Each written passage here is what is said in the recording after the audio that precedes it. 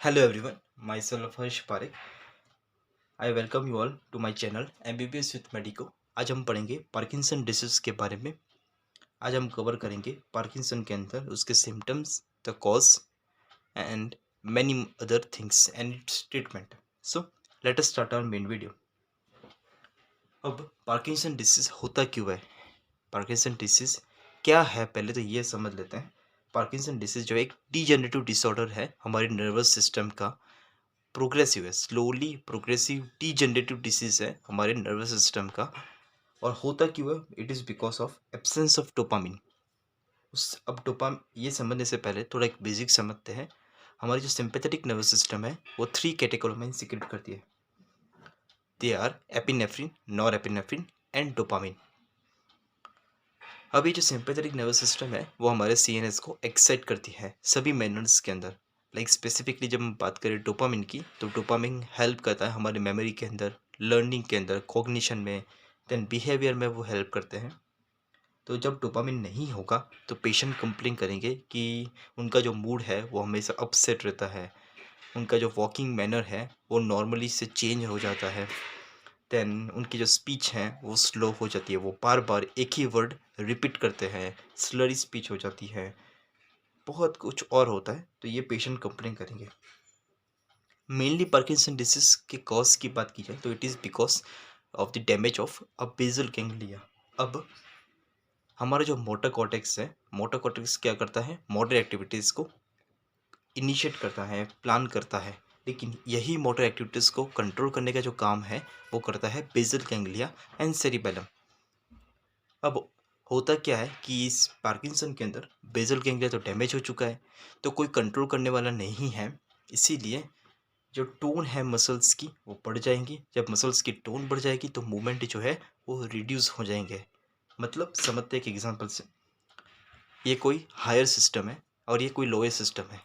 अब lower system को control करने का काम कौन करेगा, हायर सिस्टम। लेकिन मान लो ये हायर सिस्टम ही नहीं है, तो लोअर सिस्टम जो है वो अपने आप से ही सभी मोमेंट्स कंट्रोल करेंगे। लाइक मोमेंट्स ज़्यादा भी हो जाएगी, मोमेंट्स जो है वो कम भी हो जाएगी, तो उसको कंट्रोल करने वाला कोई नहीं है। जब तक कंट्रोल करने वाला है तब तक मोमेंट्स जो है वो रेगुलेटेड होगा, नॉर्मल मोमेंट्स होती है जैसे हमारे में होती है। लेकिन पार्किंसन डिसीज के अंदर ये जो हायर सिस्टम है, like basal ganglia, cerebellum and higher systems, वो सब डैमेज हो चुका है। अब उनके अंदर हायर सिस्टम है नहीं, तो उनके अंदर कोई लोअर सिस्टम को कंट्रोल करने वाला तो है नहीं, लाइक मसल्स को कंट्रोल करने वाला, स्पाइनल कॉर्ड की लेवल पे कोई कंट्रोल करने वाला है तो है नहीं। इसीलिए मसल की जो टोन है वो बढ़ जाएंगी। इसीलिए टोन बढ़ने से क्या होगा, ऐसा होगा, मसल की रिजिडिटी हो जाएगी, मसल जो है वो मूव नहीं कर पाएंगी। टोन बढ़ेगी तो रिजिडिटी हो जाती है, मूवमेंट्स जो है वो स्लो हो जाएगी। तो ये है मेनली पार्किंसन डिसीज के अंदर। अब हम बात करें डैमेज क्यों होता है बेसल गैंग्लिया, उसके रीजंस कौन कौन से हैं। सबसे पहला जो रीज़न है वो है drug induce Parkinson. For example कोई ड्रग आप ले रहे हो जिसके कारण ये ड्रग एक्सेस हो चुका है, तो जब जब भी कोई ड्रग एक्सेसिव क्वांटिटी में लेंगे तो उसके साइड इफ़ेक्ट्स होते हैं। अब ये साइड इफ़ेक्ट्स क्या हो सकते हैं, जैसे कि डोपामिनर्जिक रिसेप्टर्स जो है जिसको हम डी रिसेप्टर्स कहते हैं वो डैमेज हो जाएंगे। अब जब डी रिसेप्टर्स डैमेज हो जाएंगे तो डोपामिन जो है इस डी रिसेप्टर पर एक्ट नहीं कर पाएगा। डोपामिन तो है लेकिन डी रिसेप्टर नहीं है, इसीलिए डोपामिन का होना भी कोई काम का नहीं है, बिकॉज डी रिसेप्टर तो है नहीं, तो इस किस पे काम करेगा, किसी पे भी नहीं। तो इसके कारण एक पार्किंसन होता है जिसको हम कहेंगे ड्रग इंड्यूस पार्किंसन, जिनके अंदर रिसेप्टर्स जो है वो डैमेज हो जाएंगी। इसीलिए डोपामिन जो है रिसेप्टर्स पे एक्ट नहीं कर पाएंगे और अपनी एक्टिविटी नहीं शो कर पाएंगे। इसी के लिए हम कहते हैं drug induce Parkinson. Second cause idiopathic cause. Idiopathic का मतलब हमें पता नहीं है उसका कॉज क्या है, idiopathic means unknown cause. Third is injury to basal ganglia, fourth is cerebral arteriosclerosis, and fifth is viral infection like encephalitis।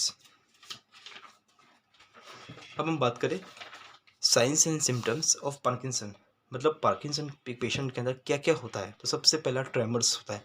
Tremor ऐसे लिखते हैं, ऐसे जो हमारे हाथ ध्रुजते हैं मतलब ऐसे जो होता है इसको हम कहेंगे ट्रेमर्स। और जो टाइप ऑफ ट्रेमर्स होते हैं पार्किंसन डिसीज के अंदर वो है रेस्टिंग ट्रेमर। इसका मतलब जब पेशेंट जो है वो आराम कर रहा है, कोई काम नहीं कर रहा है, तब उनके अंदर ट्रेमर्स दिखाई देते हैं। लेकिन जैसे ही पेशेंट कोई काम इनिशिएट करता है, कोई वर्क करना स्टार्ट करता है, तो उनके अंदर ट्रेमर जो है वो डिसअपियर हो जाता है। तो ऐसे ट्रेमर्स को हम कहेंगे स्टैटिक ट्रेमर और द रेस्टिंग ट्रेमर। सेकेंड जो सिम्टम दिखाई देता है वो है स्लोनेस ऑफ मूवमेंट।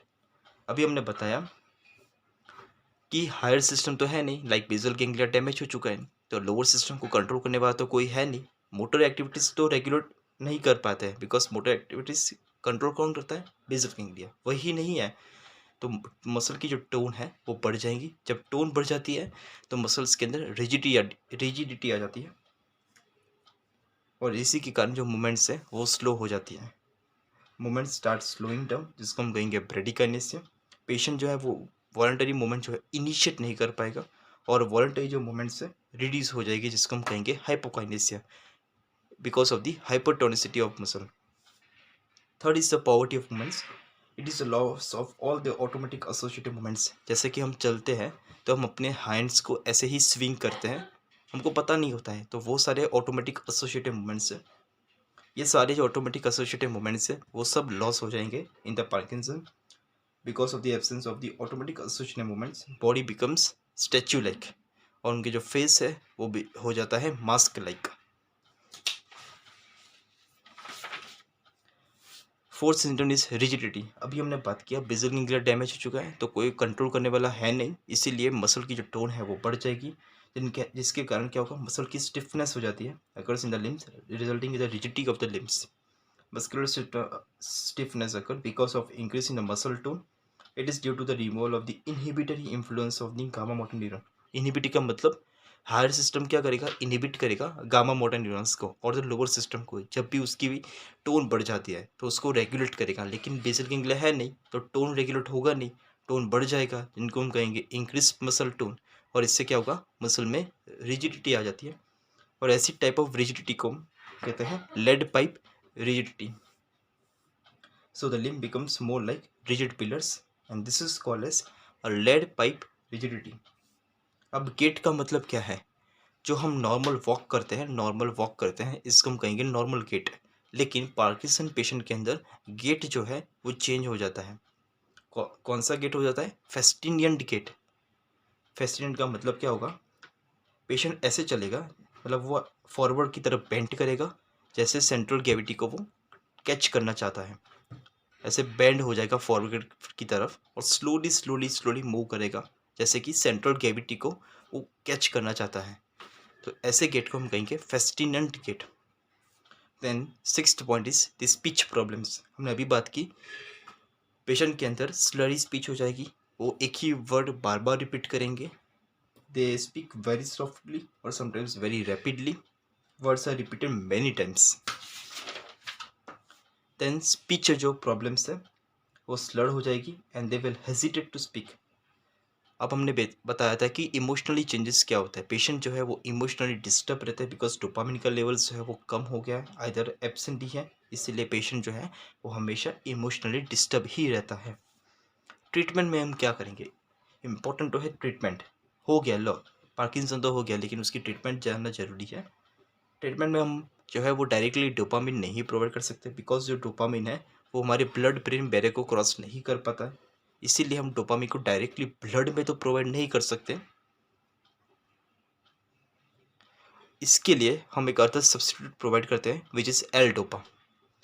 अब ये जो एल डोपा है वो हमारे ब्लड में हम प्रोवाइड करते हैं। ये जो एल डोपा है वो ब्लड ब्रेन बैरियर को क्रॉस कर सकता है, और ब्रेन के अंदर एंटर करने के बाद एल डोपा जो है डोपामिन में कन्वर्ट इजीली हो जाता है। लेकिन उसके साथ भी एक दिक्कत है, सिर्फ अकेला जब एल डोपा देंगे तो एक प्रॉब्लम हो सकती है। कौन सी प्रॉब्लम?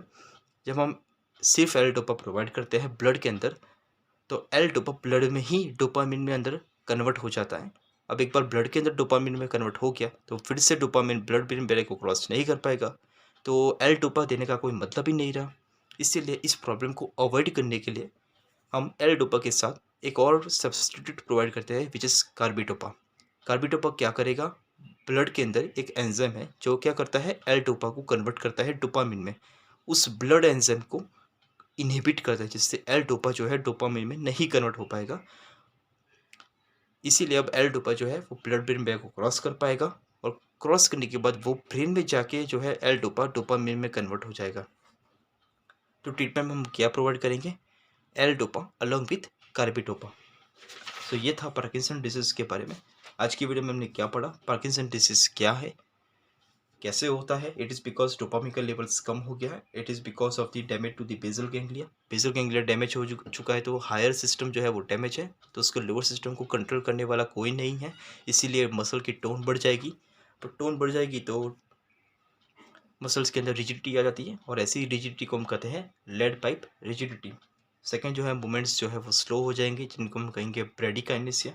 पेशेंट जो है वो इमोशनली डिस्टर्ब रहेंगे, उनके अंदर मूवमेंट्स जो है उनके अंदर जो स्पीच है वो स्लरी हो जाएंगी, एक ही वर्ड को बार बार रिपीट करेंगे। ट्रीटमेंट में हमने क्या देखा, हम प्रोवाइड करते हैं L dopa along with carbidopa. So this is all about today's video. If you like my video, please like, share and subscribe the channel. Thank you for watching the video.